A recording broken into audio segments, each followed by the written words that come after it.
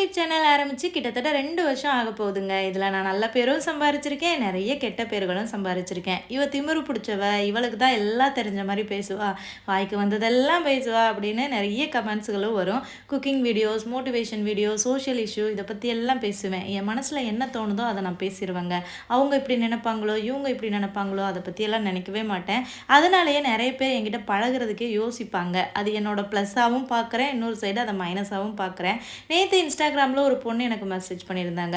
அவங்கக்கிட்ட நான் எப்போ பேசினேன் அப்படின்றதே நான் மறந்துட்டேன். ஆனால் அந்த பொண்ணு என்ன சொன்னாங்கன்னா, நான் ஒரு நாள் ரொம்ப டிப்ரெஷனில் இருந்தேங்க்கா, அப்போ உங்களுக்கு நான் மெசேஜ் பண்ணேன், நீங்கள் எனக்கு ஆறுதலாக ரிப்ளை பண்ணியிருந்தீங்க.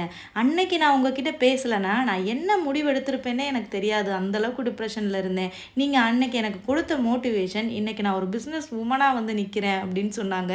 என்றைக்கோ நாம் பேசின ஒரு வார்த்தை யாரோடையோ ஒரு லைஃப்பில் போய் மாற்றத்தை உண்டாயிருக்குன்னு நினைக்கும் போது ரொம்ப ஹாப்பியாக இருக்குது.